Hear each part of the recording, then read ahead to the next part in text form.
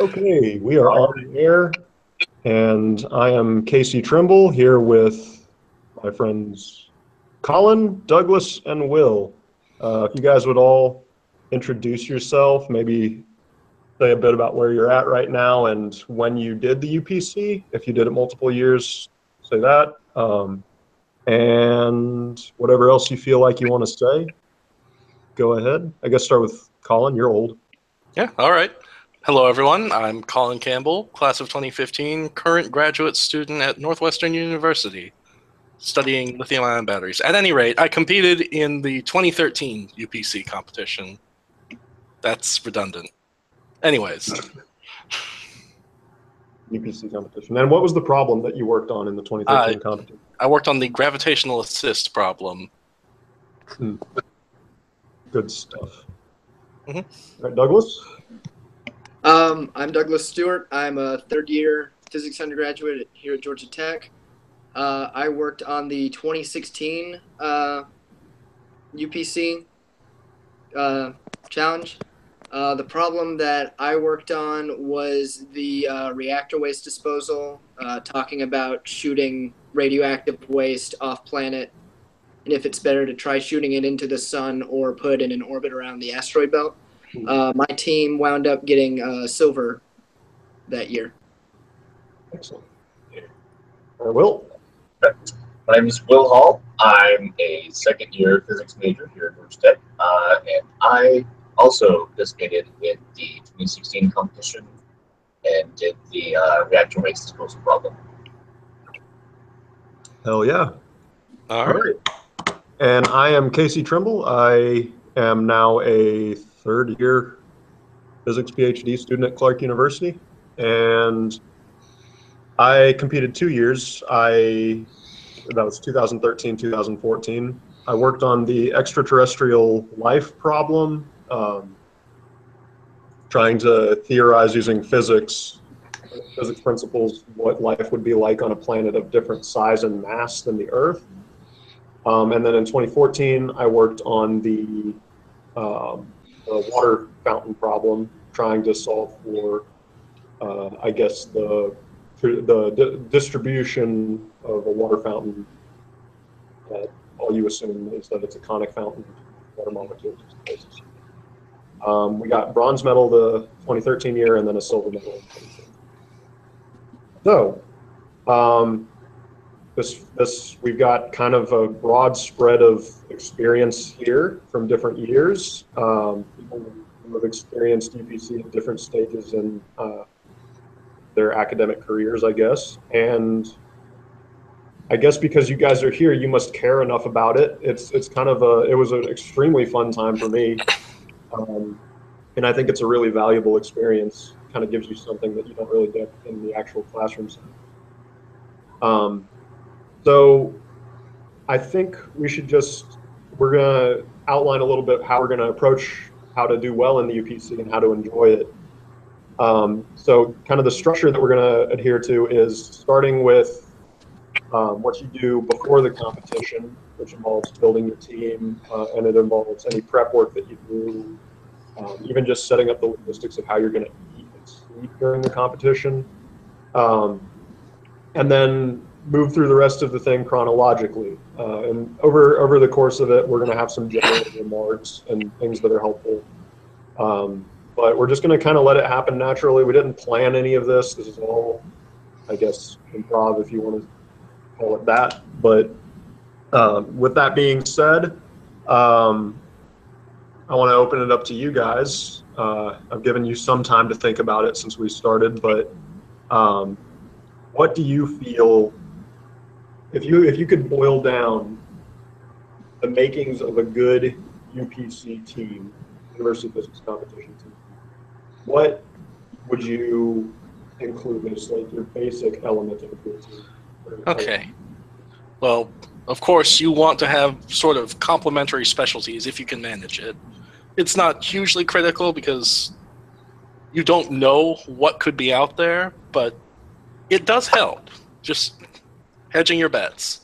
What do you mean? Well, what do you mean by complementary specialties? Everybody has their interest in physics.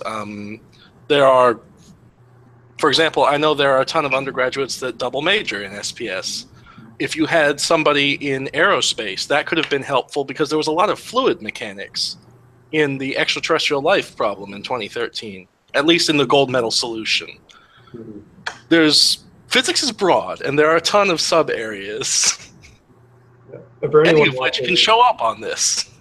for anyone watching who doesn't know what SPS is our Society of Physics Students, and that's all four of us come from that at Georgia Tech. So just wanted to say that. But anyways, I think, yeah, so physics is definitely a methodology, and you can apply it to a whole lot of different problems. And one of the hardest parts of preparing for this competition, I think, is how broad it is. Like, there are questions every year that are everything from, fluid mechanics problems to biology type problems, and then there's always some kind of astro problem. It's tied in. Sometimes it goes to basic classical mechanics. Right? You really do have to have a broad knowledge set on your team. Will or Douglas, are you just going to say something? As far as a team dynamic, my team was more, all of us were more motivated to try doing very well. So I think that really helped our dynamic. Like Colin said, having broad interests. So I'm a big fan of astrophysics and particle physics. One of the other guys I worked with is into more geophysics. And then our other friend is into quantum mechanics and quantum physics, but quantum phenomena. So we sort of managed to luck out and get everybody having pretty diverse, not necessarily backgrounds, but interests enough to where if we needed one thing or another, it was mostly covered. I will say having somebody who knows programming can definitely help, because a lot of times I've noticed in some of the gold papers, there's some sort of simulation done on the computer to arrive at the solution. I want to say it was the 2015 contest was a moon around Jupiter doing an orbital maneuver. That was 2013, and that was my problem. Oh, yeah. Yeah. And at the end, they had their code snippet, or at the end of the paper was a code snippet detailing how they arrived at their solution based on their simulation of I think it was like a 2 or 3 body problem. So that definitely helps. I'd say the biggest factor in a team, from my point of view, is everyone's motivated to work, and you can actually work with them. Yeah. I think the mentality that you approach the competition with is really one of the things that makes or breaks a lot of teams. Mm-hmm. There was definitely a couple of instances in the past where we had some teams that were composed of probably our best technical experts from the Society of Physics Students, the people who were by far the most advanced in their coursework and definitely in research as well. And despite that, I remember hearing a story that one of them actually just went to the gym on that Saturday of the competition. Yeah, I remember that. Being out instead of working on the problem. And it doesn't matter how good you are, if you're not actually into the problem, you're not going to do very well. And that also kind of reminds me of another thing that I wanted to bring up. So we all have kind of competed in this competition at different points in our academics. And you guys competed fairly early, or at least you for sure, Will. You guys did it really early in your academic career. How did it feel competing when you were kind of new to physics in the first place? That's really pretty awkward. So recalling my team composition, all three of us were like very like theoretically minded and into astrophysics. So I feel like that probably influenced the way we approached the problem. We definitely spent a lot more time just like pen and paper mathematics than any simulation or experiment at all. And again, considering the problem, the 2016 reactor waste disposal problem could really send a probe to space. So I think experiment was an option. Yeah, not knowing a lot of physics already made it pretty awkward to try to like solve a problem, you know, with a limited tool set. Definitely, definitely an interesting experience. Yeah. But do you feel like the experience was like productive? You feel like maybe next time you're gonna, I don't know, what are you gonna bring to it next time, do you think? But yeah, it was definitely instructive. I think what I'll do this year to the future will be probably like read up on like sort of foundation of the problem as opposed to just like the specifics of the problem. So, for example, recalling this problem, my team just looked at pre-published papers vaguely related to this. There was a NASA publication from a few decades ago, specifically about a problem like this. So I think we followed that mostly. So I think now, knowing how that went, I would probably sort of like understand the core mechanics of the problem and then go into it from there. All right, solid. So that's, I guess, has everyone had a chance to say kind of what they feel about how you should build your team? Does anyone want to make any more specific comments? I have a few. Colin, you look like you're ready to say something. I did have another comment to make, but if you have comments, you can go ahead. Oh, you go for it. Go for it. All right. One other thing I thought about going back over this is there are skills outside of physics that you need for this competition.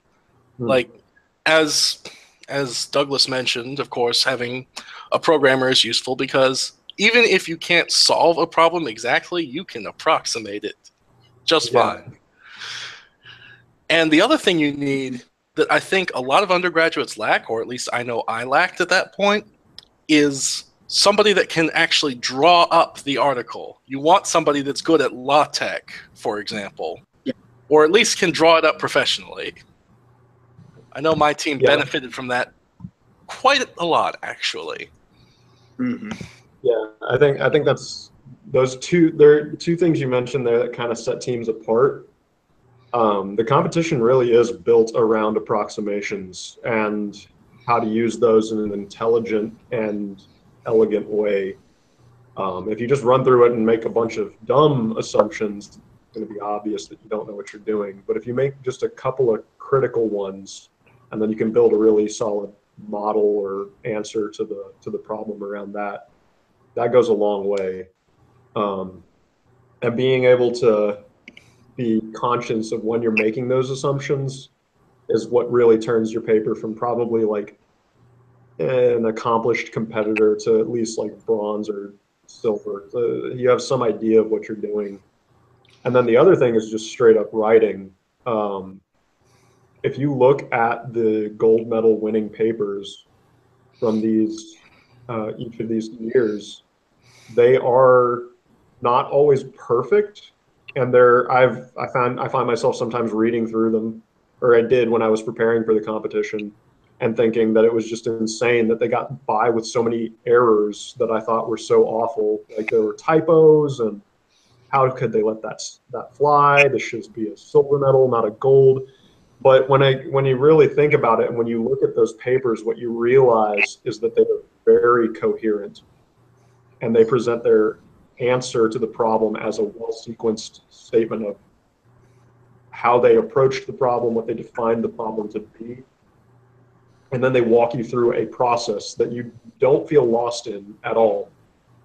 and they lead you to a very satisfying answer in each of those gold medal winning papers. And I think that's what makes a good paper. If I had to pick one weakness that I think my team had, I think my team, I'm not gonna hard speculate on this, but I think my team had a good shot at a gold. I think the one thing we really could have done better with was our figures. I think our story was pretty coherent, but I think at the end of the game, it was our figures that messed up. And that's another part of just creating a paper. And you really do need someone on your team to just write and do the paper, I think. How did you guys handle writing the actual paper? And what are your thoughts on that? Well, one of my go ahead. So no one on my team really knew how to do like LaTeX or write a paper. So I think we burned a lot of time just looking up how to do this, how to format that. Like you said, the figures are very important. So while we spent time making the figures, I don't feel like we burnt time making the figures. Whereas when we were trying to just learn LaTeX while we went, I felt like that was a lot of burning time. So I definitely feel better going into it this year, knowing the basics of the formatting and all that. So I highly recommend anyone who doesn't know how to use LaTeX going into it. Overleaf.com is like an online resource. You can use LaTeX. You can download it. Just mess around with that.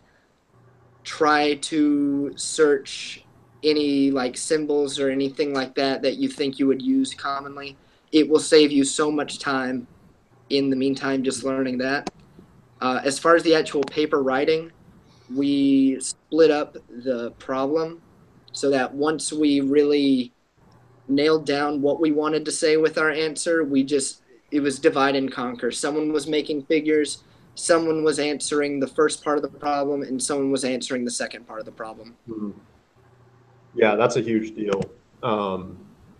And I want to jump back and make one comment on Overleaf, and Share LaTeX is another one. Yeah. But the big advantage of using Overleaf or something like that, I think, that will really save your team time is that it's like Google Docs in that it's a simultaneous editing platform. It allows all of your team members to edit the document at the same time, which saves so much time. It's like using a GPU versus a CPU. You don't want to have one person making edits and then pass it to another person. You want that real-time interaction of being able to see what your friend is writing so that you can like scream, "Oh wait, stop, that's wrong. You need to change something," or just to have an idea of where your friends are at even. Having that real-time display of where your paper is at will help you decide what you do next in the competition. Like, how far do I need to get on this problem one? This first part of the problem, so that your simulation friend can plug it into their program, stuff like that.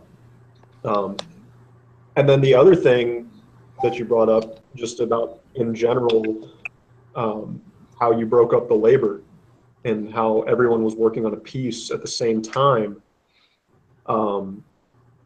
I think in order to do that successfully, and this brings us back to building your team, you have to understand and trust your teammates and how they work. I competed 2 years, and the first year I competed, I had two people on my team that I literally met the day of the competition. One of them was Nick Lucas, and we became great friends after that. The other was Siobhan Solare, and I have not talked to him since. But we didn't really know each other very well, but at the same time, we did kind of hit it off. It was really lucky that we did. But at the same time, there were some internal tensions. Like Siobhan felt very strongly about being the one to write the paper because he felt like he just had that ability. And he did a good job, but I don't think we saw eye to eye really on where the paper was going, and it ended up kind of making it a flop. But then like the next year with me, Connor, and Robert, that it just felt like clockwork. I was the paper guy, Connor was doing all the math, and then Robert was just a beast.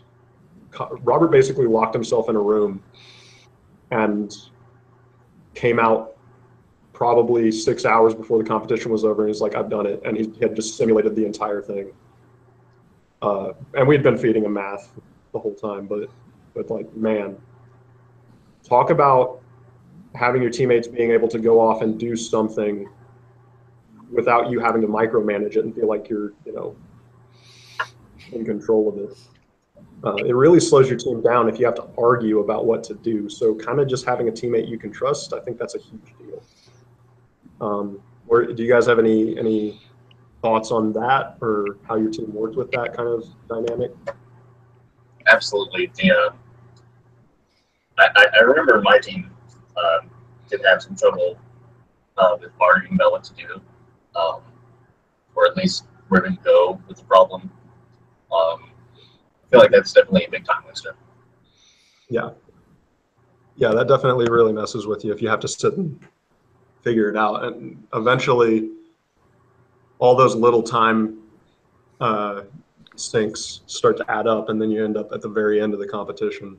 Do you guys have any time-saving tips that you used for the competition to make sure that you were packing in as much work as you could? Like, did you sleep? I slept. I don't know how you guys did.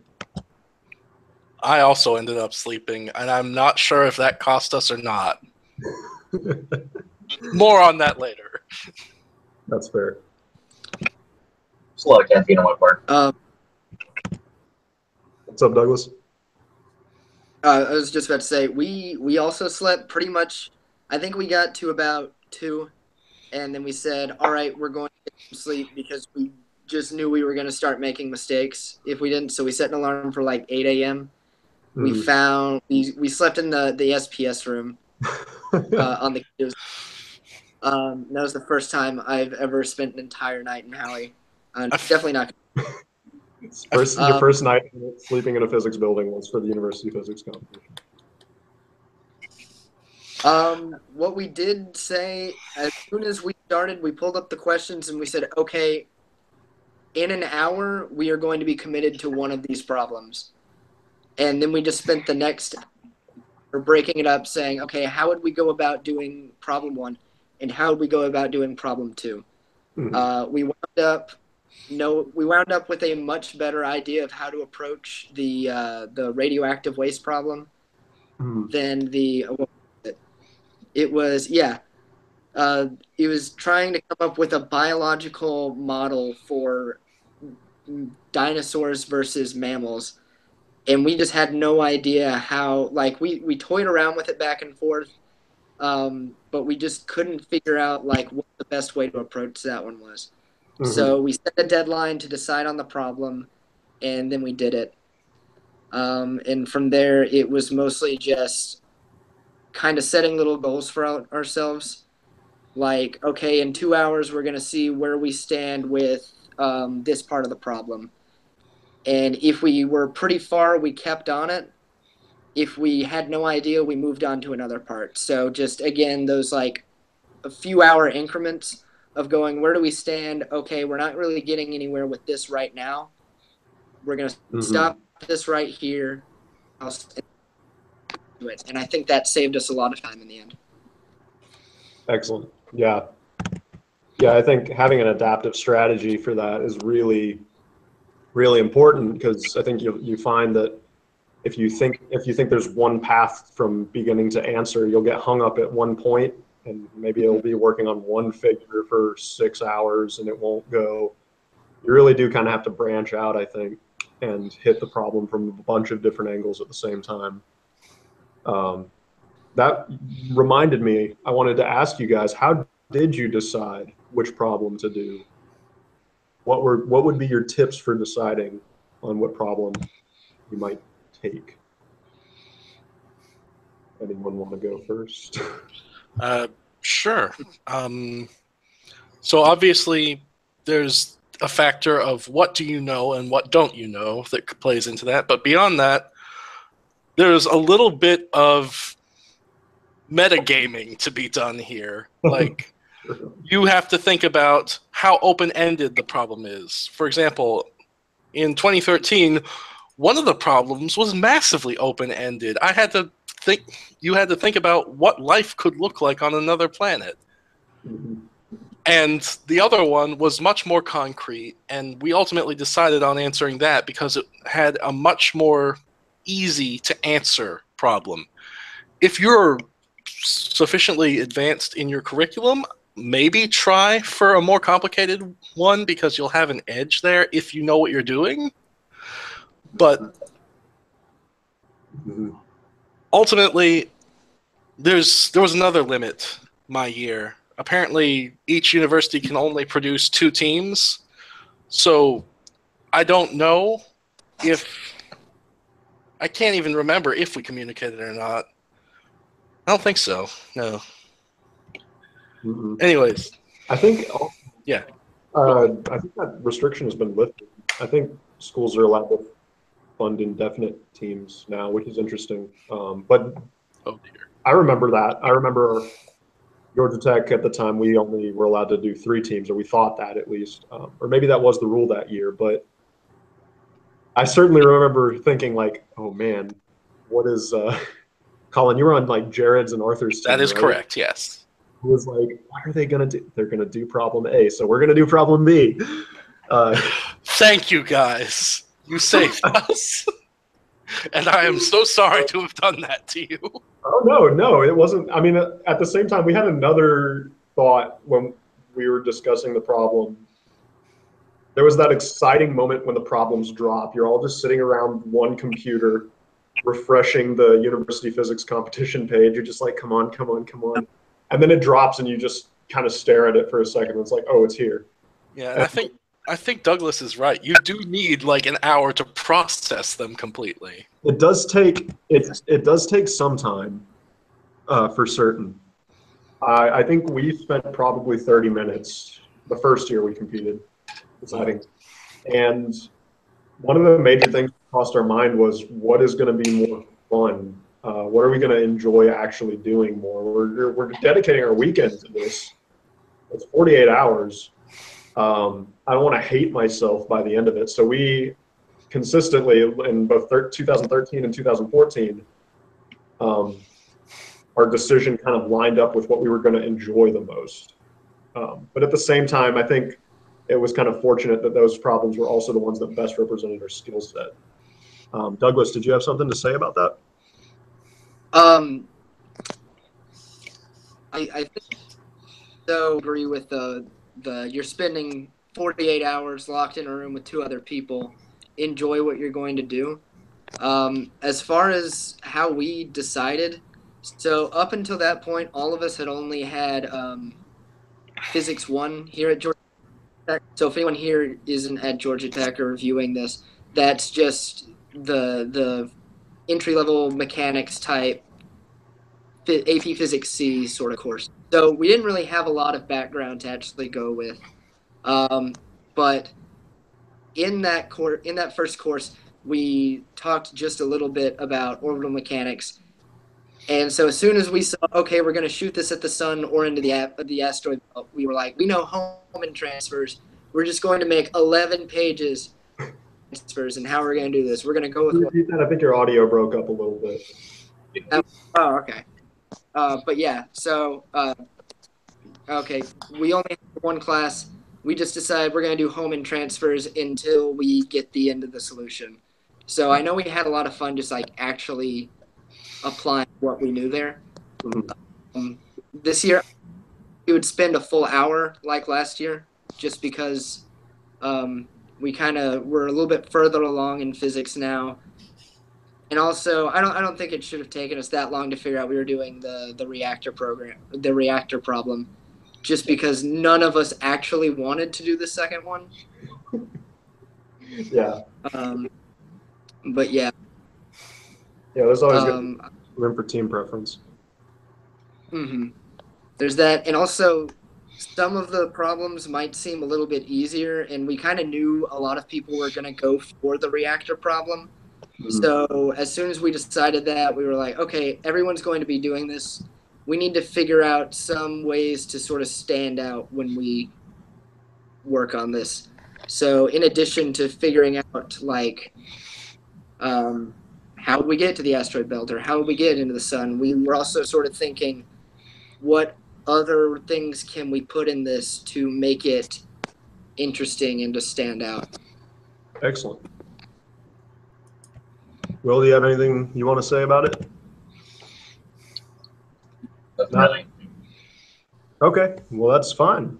I had another question kind of as the next step. Once you've decided on your problem, I know that one of the first things a lot of teams want to jump to is scheduling out how they're going to actually work on the problem. And not every team does this, but I know for a fact that many teams will sit down and say, okay, you know, what do we want to have done by this time on Saturday? Or like, when do we want to have our draft of the paper or something like that?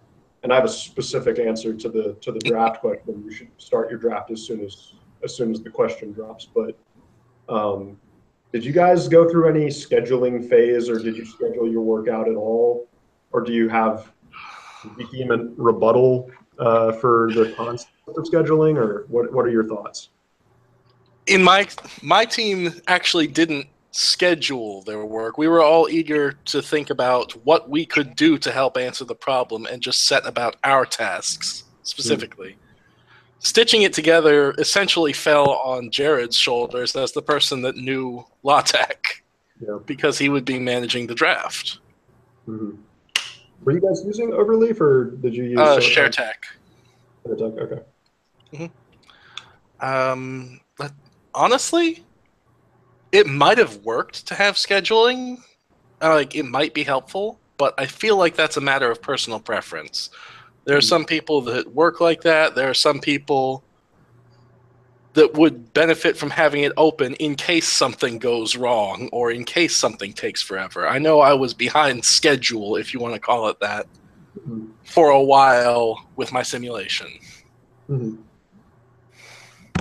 Gotcha. Anybody else have something on that?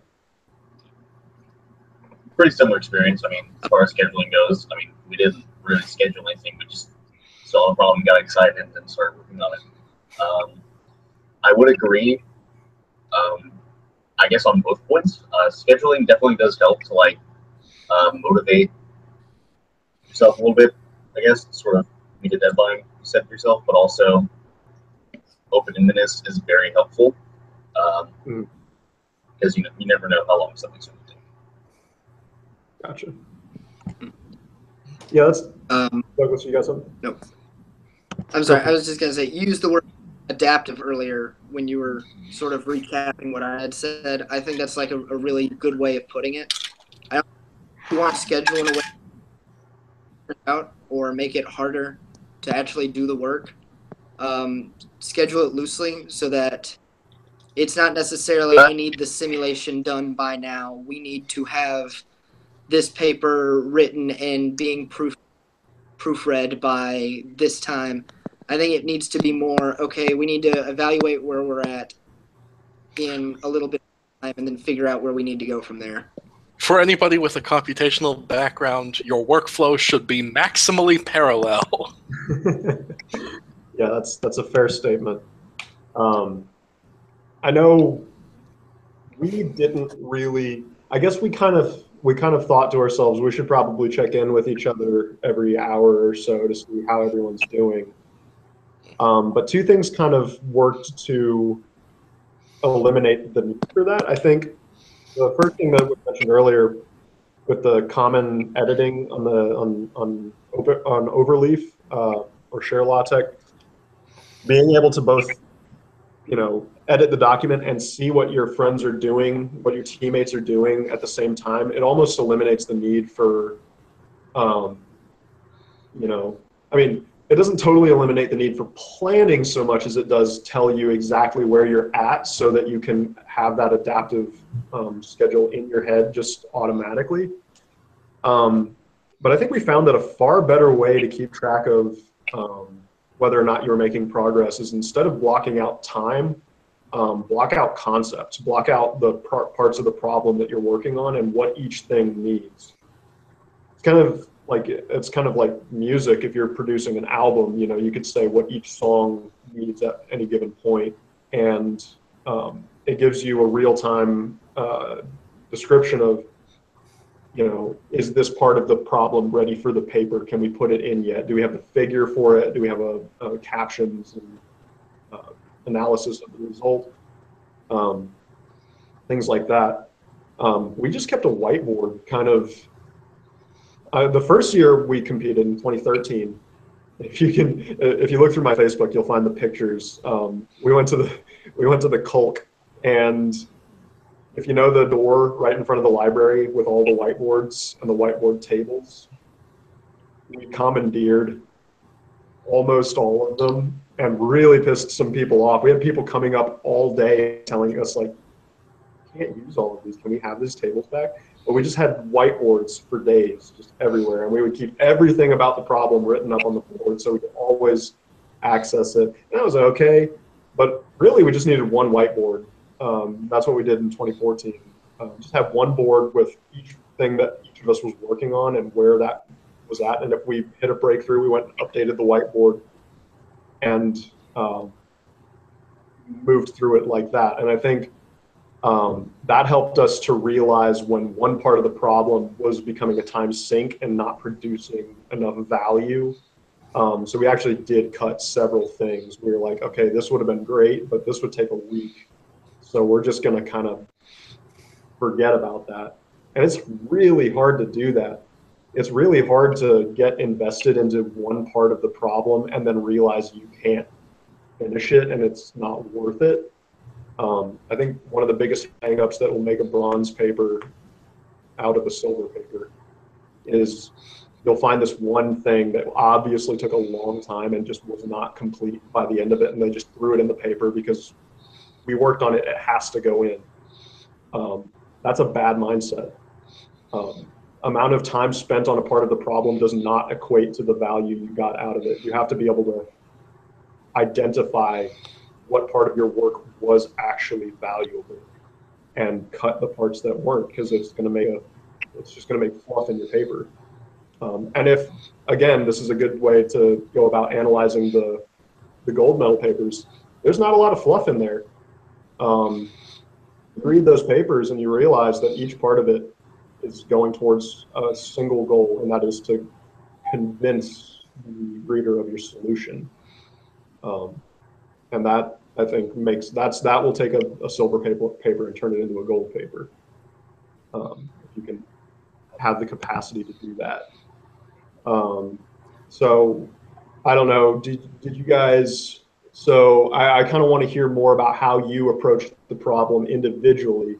So I'll get off my soapbox and let you guys, I'm sure you've thought about your strategies and kind of how it felt to work through your part of the problem. And if you've got any insight on that, I'd love to hear it. Well, my problem was sort of boring in that respect, in that it's all physics that we all essentially know. It was orbital mechanics and central potentials, really. But if I had to, since the physics was already known, we spent a lot of time looking at periphery materials. Like, for example, my problem was talking about the possibility of a probe doing a gravitational assist off of Jupiter's moons. So we spent a lot of time looking up the masses of these moons and what kind of probes exist today and what kind of fuel tanks they had, et cetera, et cetera, et cetera. Mm-hmm. I think that was relevant, but at the same time, you really don't want to get limited in that sense. And I think that's something that cost us in my year, because we answered the question but we only answered the question. If you look at the gold medal papers in any of these years, you see that they not only answer the question, they'll answer the question and where it fits into the context of the question. For example, I know the gold medal paper for the 2013 gravitational assist problem said, yeah, your probe is going to have to be 98% fuel if it's going to manage this. But if you do a gravitational assist, it'll only be 96.4% fuel. Yeah. And they said, that's a lot because it's fractional value. Yeah. And that's sort of the paradox here. You have to be willing to answer as completely as possible and even go into context, but you cannot have fluff in these papers. You have to reach a conclusion of some form. Right. With everything you do. Douglas, Will, you guys have anything you want to say about your team's specific approach, or just any comments on what Colin said, whatever you want to do? I can go ahead. So I've been sort of looking back through my paper just to like remember how we set it up, and I'm trying to compare it to the gold paper right now. Yeah. One thing I noticed differently between what we did versus the gold paper is their introduction and their like how they start off the paper is more giving these very, very general background physics equations, and then from there they go into their solution and how those started. We didn't include that, which is definitely something we know to do now. Having done a couple of other projects just related to school with writing something in the style of a paper. Because honestly, this was our first real encounter with writing a physics paper, for lack of a better term. So we really didn't know what we were getting into when we. That's one of the reasons to do this competition. Yeah, no, I think that's a very valuable resource you get out of this. But yeah, so we didn't really give the general physics behind this. We sort of dove into this is what we're doing. This is a consequence of what we would need to do, and then this is how we're going to fit this into the context of the problem, which I think definitely helped us in the end. We just probably should have constructed it better and built that foundation up beforehand. Gotcha. 1 second. I need to find. Will, did you have it? Well, he's nothing really. I mean, we just kind of, as freshmen, fumbled around with some physics we knew, and just tried to base it off of that as opposed to like going from like first principles essentially to the full problem. Gotcha. Yeah. Yeah. I know that one thing that our team really had to do for our problem was figure out, what was the background information on. This was specifically for the 2014 year. We were doing the conic water fountain problem, and the first thing we had to do was figure out, okay, what physics is actually relevant to this? Has anybody actually written a paper about this before? And it turned out, yes. They did not for this particular geometry of the fountain, but there's a ton of physics literature about the breakdown of jets of water. So we didn't spend too long doing this, but we compiled a very quick list of foundational concepts and included those in our introduction and our description of how we were going to approach the problem, based on the fact that these were already things these are well-tested results. And I think having the citations in your paper, having a number of good solid sources, like linking your competition paper to actual work that's in a peer-reviewed journal, that takes you head and shoulders over a bunch of teams who are just going to write something up in Microsoft Word, and then they'll have like introduction, methods, analysis, conclusion, and that's it. If you have solid references, that's a huge step, and I think it makes your paper stronger too. It shows that you understand the process. This whole competition is kind of a microcosm of actually doing a research problem where you do have to understand the background. You have to go into it. Did you guys do too much background? Like I know you said you did, but do you have any more specific comments on your background research and what you felt was effective, or any tips and tricks for it? Because I know we had some tips and tricks that we used.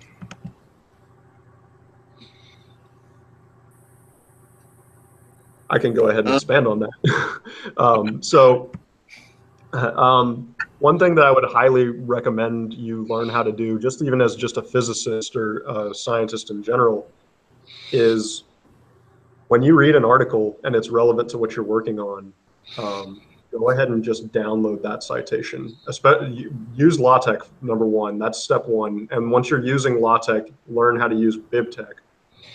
And once you know how to use BibTeX, learn how to rip citations off of peer-reviewed journals websites like Nature or like Elsevier or whatever.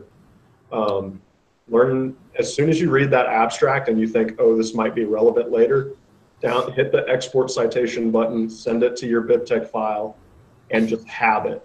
And then once you've got that there, all you have to do is type in a command in LaTeX, and it will automatically draft your references for you in exactly the format you need it to be in.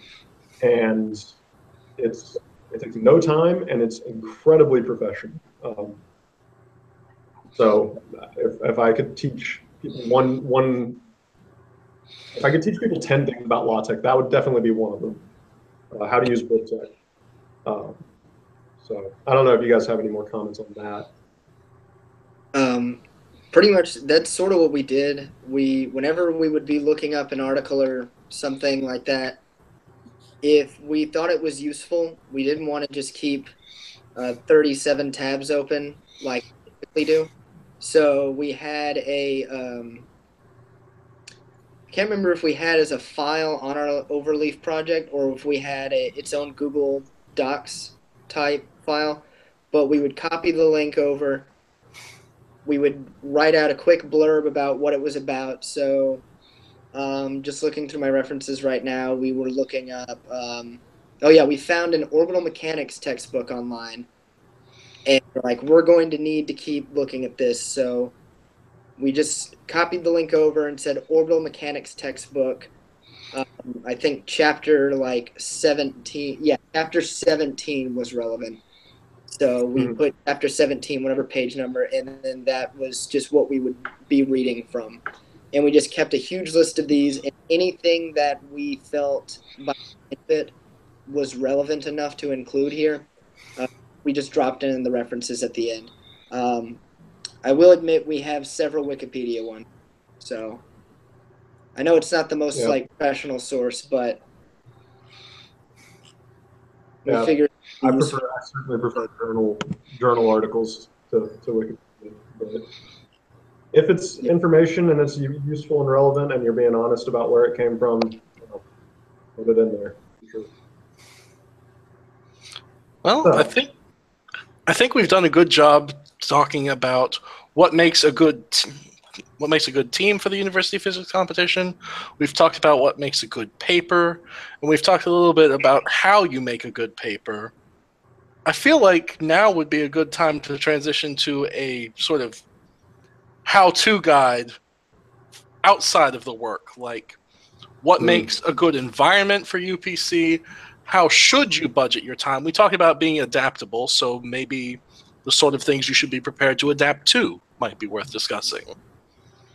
That's a fair point.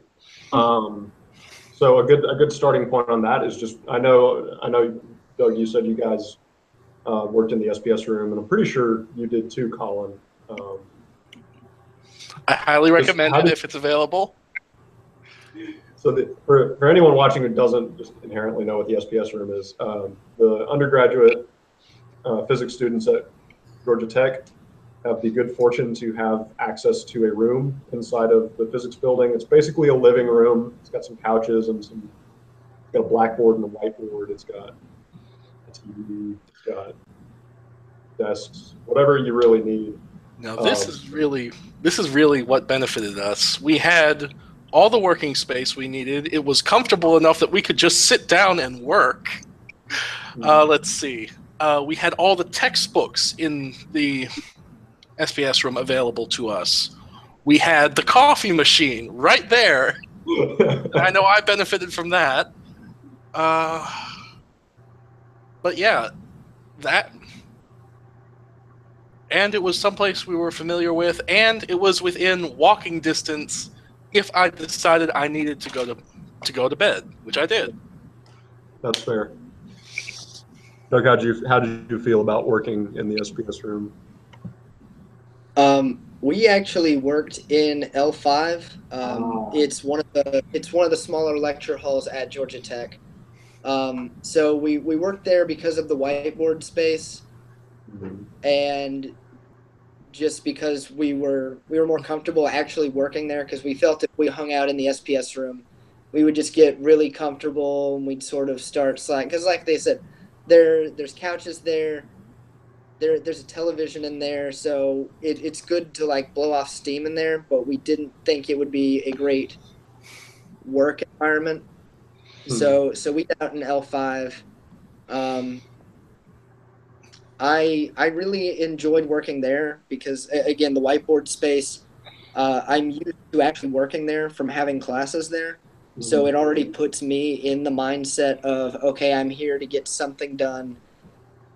And I'm used to getting something done there. Yeah. But yeah, the SPS room is only like 2 floors up. So when we did wind up saying, okay, we need to stop for the night and go to bed, we left everything on the whiteboard. We left a note on the door saying, do not erase anything for the love of God. And we just went upstairs and then we just crashed for several hours. Will, where did you guys work? So we worked in the physics library down the hall from SBS. I don't know. Like I do think comfort is a good aspect. So you like aren't worried about like, oh, can I mess with this? Can I lay here and take a nap? So like that helps. But yeah, also the whiteboard space available is fantastic. Yeah, that's a huge deal. Actually, is just being able to break your stuff down and write it all out. Yes, that you can reason through it, and your friends can see what you're doing. I remember my team, the first year we worked in the CULC, the Clough Undergraduate Learning Center, and that was okay. But the problem with the CULC was that everyone there, once it's the middle of the day, there's just general human beings walking around, and that can be really distracting. And I think you find that you work differently when strangers are watching you. So I much preferred the second year in 2014 when we went to Connor's place. He had an apartment over in kind of the Lenox area. And we just holed up. I remember the night before, the night of the competition before 8 o'clock, we all went grocery shopping together. We picked up basically rations and supplies, and we holed up in his apartment. Each of us had our workspaces, and we just put a crock pot in the middle of the room and just had an eternal stew just cooking that we just ate from whenever we needed to and just went back to our work. I remember we did take a break for breakfast, and that was very cathartic. Like, we had just gotten through the first round of working on the problem. We had like an actual kind of sausage and eggs breakfast. That is the other thing you need to budget, not just time, but stamina. Yeah. Yeah, you will run out of energy doing this competition. It's a 48-hour competition. That's inevitable. Yeah, absolutely. And especially if you drive yourself to the limit of not sleeping, which I don't necessarily recommend you do. This is definitely a quality over quantity competition. But staying fuel eating, you don't realize how dependent your thought process is on your physiology. You need to really keep your blood sugar up. You need to keep alert and awake. If you're hungry, it's going to be hard to concentrate. Coffee is really good. I remember Connor always spiked our coffee with whiskey. So when we were in the competition, we were actually drinking while we were doing it. I'm not going to speak to whether or not that's an effective way to do it. Definitely don't do it if you're not 21. I'm not going to say that on the internet. But yeah, part of it's emotional, right? Part of it is keeping the mentality of wanting to be there and enjoying it. And if you're enjoying it, you're going to work way harder than you would if you aren't enjoying it. So we made it fun for us. We had some alcohol. We also took a break to smoke cigars at one point. We felt we were doing really well. We felt that the paper was at a good place. I think at that point it was like 18 pages. And we were like, yeah, let's take a 30-minute break. We're going to just take a break. Went out, hung out by the pond. So how did you guys feel about your atmosphere? What was the weekend like for you guys? Was it just, 3 people in a room working? Did you do anything else? I feel like we did great at it. What's that? I just feel like it was like just an extended homework session, really. Yeah, that's fair. Much the same for me. I mean, I don't know. I'm sure that varies based on who your teammates are. Like, it is possible to have teammates that you are too friendly with. That wasn't an issue for me.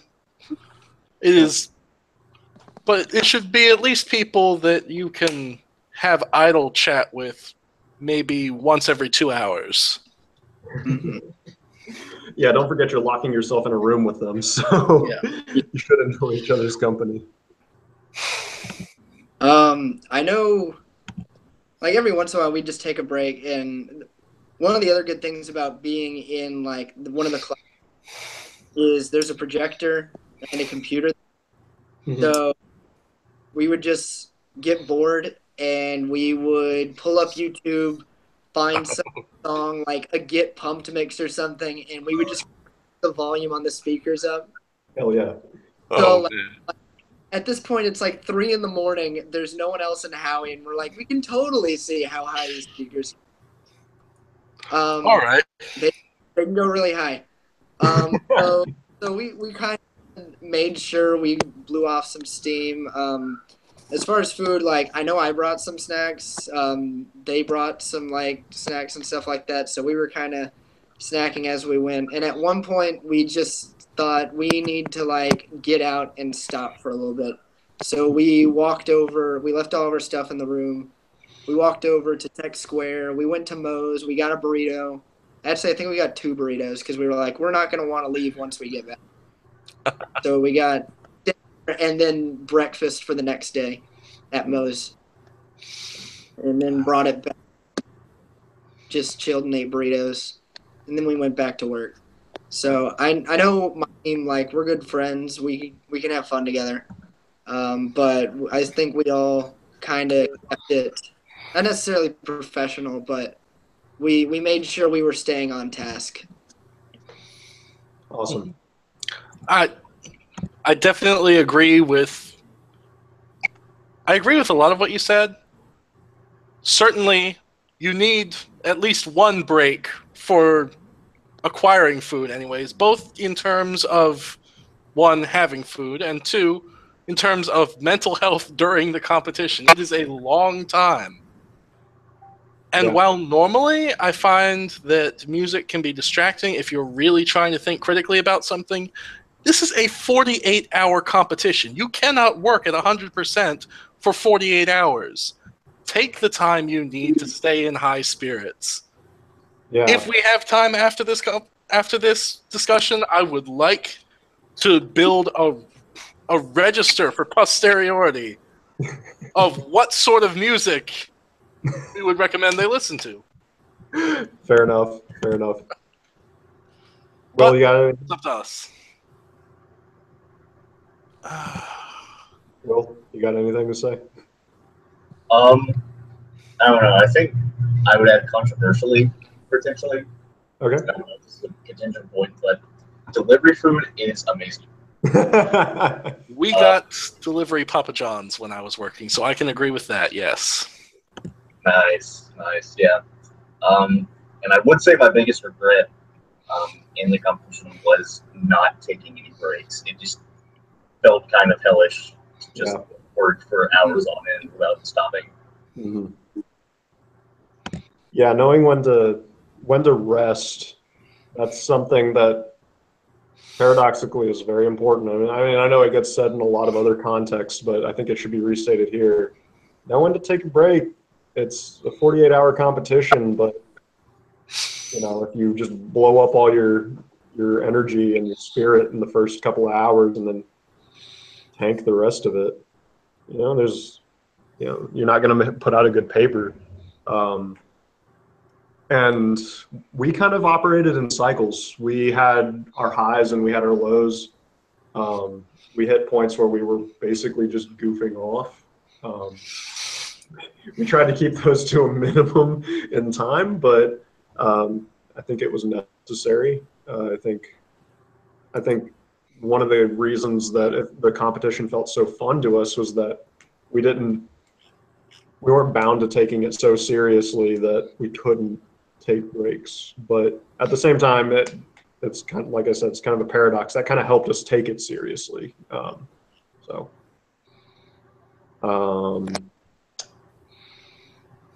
What else? Did any of you guys think about doing an experiment? I know a lot of you did orbital problems, so it's really kind of impossible to do that. But did anyone have any case where that was a possibility? I know, was it, I want to say 2015 year. Let me look at the question real quick. There's going tree. Oh, I think it was the 2014 water fountain problem. I distinctly remember an upperclassman telling me about how they had tried working on it. It, stood in a shower at the Colk, with the faucet. They were trying to see how the water came down and everything like that. And I don't remember the exact logistics, but they were trying to do an experiment. I'm gonna cut you off right there. That was definitely us.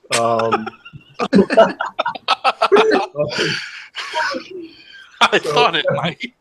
That's the reason I brought it up. We actually did do an experiment. I was the one who decided that might be useful, and it ended up actually producing a result that went in our paper. We used it to predict the mean radius of the water droplets that form when a jet breaks up, or we at least used it to corroborate our prediction. So I got a huge graduate.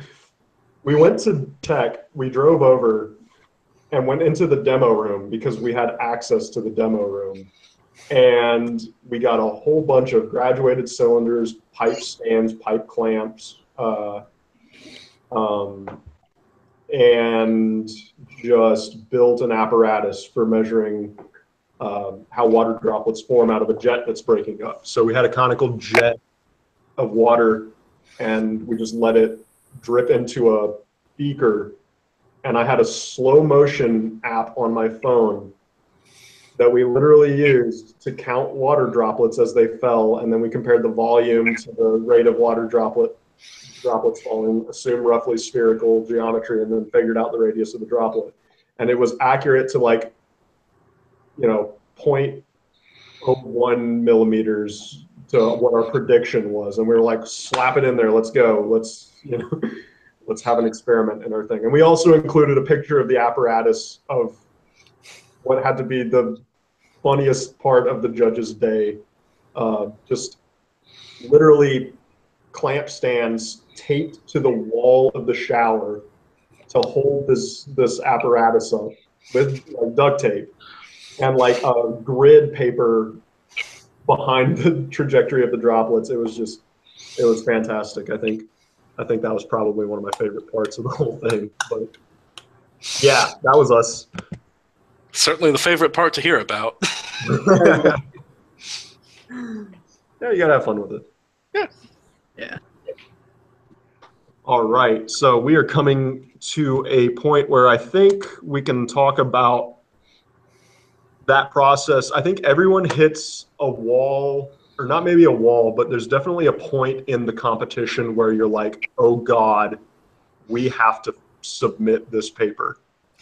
And there's a point where you transition from doing a whole bunch of things and like trying to build your paper up to taking all of the things that you've done and trying to cram it down and get it in that final form. And then at the tail end of that, there's the hopefully there's the proofreading stage where you get to look over it and see if you messed up. But how did you guys feel about that end point, that last part of the competition where you're putting that paper in its final polished form and sending it off? And you don't have to discuss how it felt after you sent it off because it feels awful, but or it could feel great, but like I remember being paranoid for like a month after submitting that paper that we messed something up. How did you feel about closing it out? I was too tired to care after that. But anyways, about closing it out. As I had mentioned, I had actually gone home to sleep during the competition because I figured if I'm going to be clever enough and creative enough to come up with something here, I need to be well rested. Mm-hmm. On the flip side, my group actually was working down to the last minute to put the paper together. We actually sent off the results of my simulation, like in graphs, etc., without including the code attached to it because we didn't have time to format the code before sending it in. Ouch. Yeah. Yeah, no, in retrospect, I think I probably could have put in some more time that evening putting what I had thus far into format. And that's sort of the thing. You can't be creative if you have no sleep, but if there's something mechanical that you can do, then by all means, go ahead and try and work it out. That's sort of a finesse skill, honestly. Anybody else? Nothing really. No. So we got about to I think it was like the 9-hour mark, like nine hours before we had to have it submitted. Yeah. Before we finally decide, okay, we think we have enough to where we're just going to start compiling the paper. I definitely think this year we want to try building it as we go, just to expedite that process, because I think we had like an hour to 30 minutes left when we finally submitted it. So again, that's about eight and a half hours straight of just trying to put it in the paper. And again, it was us trying to learn LaTeX as we go, which I think also made that worse. Yeah. Which again, why I will harp on everyone, know it before you go in. It'll save you so much time. Yeah. Other than that, I think so. We kind of had that panic at first, where we'd never written a paper before. We were just going over to, I think it was like Web of Science, or we went to some database and we were just looking at other people's papers. Like, okay, so they put here, this here, this here. This is how a paper's formatted. this is probably how we should do it. So it was a lot of back and forth about looking at actual papers and figuring out how they're put together. So I would recommend do that beforehand. Yeah. As far as the actual paper compiling went, because of how we had split up working on the problem, like I said, we pretty much just did our own thing as far as, okay, I'll work on the assumptions paragraph, you work on this figure, you work on putting these equations in and all that stuff. And I think writing the paper was actually pretty streamlined and wasn't as bad as we thought it was going to be because of that. That's good. Yeah. One thing we definitely did is, so we did as much work early as we could with regards to the paper. And that goes into, so before the competition even started, I wrote up a template for the actual document. I had the LaTeX template already written out. I had a template for each figure I was going to do. I had a template for the equations. I had the abstract and the title page and all of the sections set up, a rough outline of how I would structure it. Just so, oh no, we lost Douglas. Oh no! No! I'll just continue. The show must go on. We had it all. I had a template all written out before the competition even started, so that I didn't have to waste time on it. And then as soon as the competition started, I started writing the paper, which sounds weird, but as soon as I had references and papers to look at and kind of have our research talk to, I went ahead and started writing an introduction or the bulk of it, and I started laying out the sections and how we were going to approach it. Whenever I would learn something new about the math approach that Connor was taking, the model that he was building, I would write about it. As soon as he started talking about it, I would start explaining the approach and the assumptions that he was making. And we would keep in touch. As soon as he did something new, he would let me know, and I would ask him kind of periodically, hey, where's it at? And so I think by the end of the first night, so by midnight after the problems had dropped, that's only 4 hours, we had 10 pages already written. And a lot of that got cut. A lot of it got erased over because we had to drop certain things, but that's fine. One of the things that did for us was it gave us... Hey! Silas! Hey! Surprise! Moby Douglas. Okay. How's life, Silas? Good, good. Also, there's a bunch of All people right, in my house. Here, look at them. I'm gonna complete my thought. Casey? Hey, what's up, Yeah, friends? What- How is life? Casey? It's the panel thing for UPC. Hey. Let me complete my thought, and then I'll talk to you some more.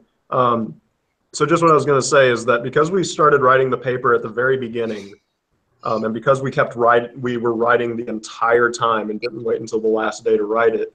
It not only made it to where the last day wasn't super stressful, it made it such that we always had something that we could be doing, so that we didn't feel like we were twiddling our thumbs at any point. Like if Connor got done with some calculation that he was doing, there was no need for him to wait. He could now write that part of the paper, or he could add to it or edit it or do something like that with the paper. So there was very little dead time in our workflow just because we were constantly editing the paper. And also because of that, like I said, we got to that last day and it was not stressful at all. I mean, it was stressful for paranoia reasons and thinking that we're complete trash and not going to do very well. But the last day, we submitted the paper probably about 30 minutes early and very comfortably. We did not feel like we missed all that much. I think we should have rehashed our figures a little bit, but the more work you do early, the less you have to cram in at the end. And that's a principle. I think if I had to give 3 principles to people starting out with the UPC, it's learn how to make those assumptions and how to justify them, and to know when you are making assumptions for your physical models. Learn how to use LaTeX, and then write the paper the entire time. Don't save it to the last day. Work as you go. So if you do those 3 things, I think you're going to hit a bronze at least. What's up? As someone whose group very nearly ran out of time trying to get their paper together to submit, allow me to emphasize that last point. You really should be putting it together all the way through. Yeah, I agree. I want to take a break in our thought process to welcome Silas. Of course. Hey, I'm actually not going to stay that long. I have to get ready for this Halloween party. That's totally fine. So if you wanted to give a blurb, if you just you want to talk a little bit about UPC and your experience with it, go for it. Really, that's what it comes down to. Don't wait till the last minute to write your paper. I've done it 3 years. The first year we did all the physics for 2 days and had fun with that, and then holy shit, we have to write a paper. And then so 2 years ago, I don't really know, that year kind of just wasn't. I don't think we had a good paper, and we just kind of whatever. And then last year we wrote the paper as we went, and that worked pretty well. So I don't know. Hey, can I make a request? Yeah. Is Mary Elizabeth there? Yeah. Could you take me down? I need to. Oh, where did you go? Okay, there you are. I don't know. If you take me down, I need Okay. to say I need to tell her I love her. Okay. Mel, Casey requested that I brought you to. Hi. Wait. You want the phone? No. What am I supposed to do? I don't know. Mary Elizabeth, answer me. Yeah. What's up? Hi, I love you. What? Oh, I love you too. Was All that it? Yep. Okay. You can have Silas back now. All right. Okay. So in any case, did you have any? I know that you've probably thought about it a good bit, but do you have any? I don't know. You don't have to be super compartmentalized. Like, definitely be talking to your teammates. They're your teammates. So like, if you're unsure about something, don't just like dive headfirst into it for 5 hours and be wrong in that assumption. That's just something I noticed in my group, so I figured I'd say it. Because like, I remember, I think I've been like slightly wrong for 5 hours, and it's just, if I had just said something to like Jared or Mel, it would have been fixed. But I didn't, and I felt like I had to do my, I decided I was going to do this this amount of work or this subject area, and you have a team. Mm-hmm. Yeah, interacting with your team, that's a tough thing to do in terms of deciding what you should actually be doing. I know a lot of times we would disagree on what was reasonable and ways of approaching the problem, and it kind of goes back to trusting your teammates, letting them do their own thing, but then also being honest with yourself and knowing when you're wrong, or just knowing when you're right and knowing when you need to convince your teammate that they are wrong. But that's, again, it varies from team to team. Teams have different personalities. So, yep. Any other comments? Anybody from the whole board? I like physics. Physics is great. Good. That's step 0. Yeah, you should really like physics if you want to do this, or at least like something related, like at least like programming. So yeah, it's kind of required.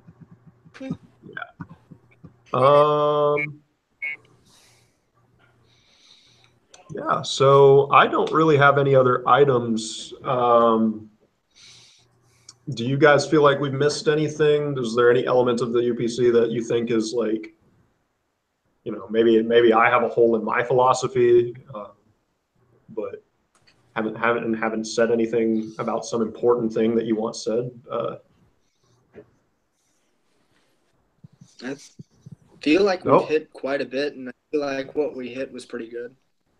Yeah. I feel the same. Do the more interesting physics problem. Do the one that looks more fun. Don't do the one that you think's gonna make you win because you know the physics more. Like I don't know, like in the example of the Mars versus the golf ball, I think, where the two Yeah. choices in the air.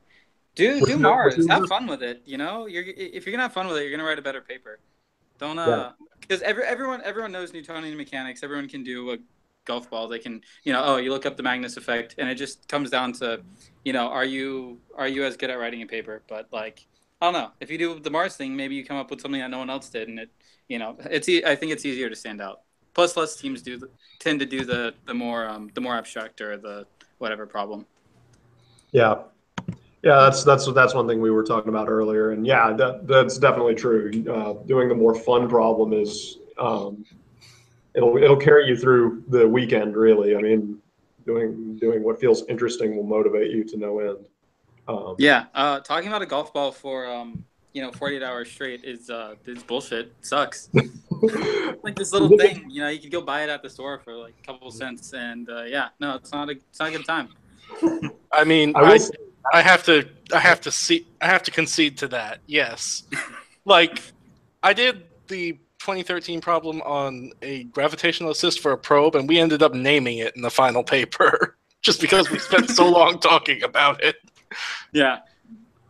Yeah. I unfortunately I have to tell you that regardless of how your topic is, you're going to start to hate something by the end of it. Like, we worked so long on water fountains and on water droplets that, like, I would get nauseous drinking out of a water fountain for a little bit afterward. It was really bad. I mean, you just drink whiskey instead. It's fine. Essentially, that's what happens. So, just keep in mind, there is definitely a toll that you pay to concentrate this long. Mm-hmm. But it's worth it. I think it's worth it. UPC was probably one of my top experiences in undergrad at Georgia Tech. It was definitely the 2014 year. One of the most fun things I think we did. So I'm gonna open it up for concluding remarks. You guys have anything you want to say to just wrap up? I mean, I don't know how we want to end this. Probably abruptly and anticlimactically, but I think it would be good for everyone to just like sort of recap their top tips before we close. That's a good point. We're gonna go in order on my screen then. Put people on the spot. Colin, you're first. All right.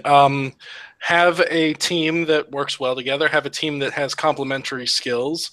Make sure that you have a good place to work, as we discussed previously. Know the limits of your stamina, and make sure you always have a good idea of how much longer it's going to take, because there is less time than you think. Mm-hmm. All right, Doug? Be able to work with the people you're working with. No law tech. Keep well fed.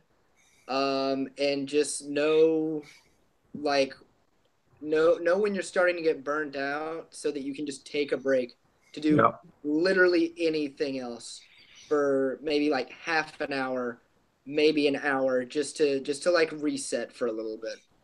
Right. Silas, you got your top tips you want to run through? So like, I don't know, choose the more interesting problem, the problem that's most interesting to your team. To add on to what Doug said, eat breakfast, take care of yourself. You're not going to have a breakthrough in the 30 minutes that you gave up, taking your shower. I don't know. You're still a person. You still have whatever. Take care of yourself. Hell yeah. Will? Definitely have an idea of what you're doing. Sort of gather your thoughts before you begin, I would say. Again, pick a spot that you're comfortable working in, and people you're comfortable working with. And yeah, don't overdo it, I guess. Don't stress yourself out beyond the point of reason. Yeah, I just want to make a closing comment. You are indeed dressed as Jesus right now. I'm not crazy. Yes. Excellent. Because I realized that at the very beginning, but I thought maybe I would wait until the end to say something about it. But Amazing. thank you. I wondered if As someone who drank during at least one of the physics competitions, Casey, what is your opinion on drinking during the UPC? My opinion on drinking during the UPC is Should he turn water to wine, assuming he can miraculously become over 21 as well?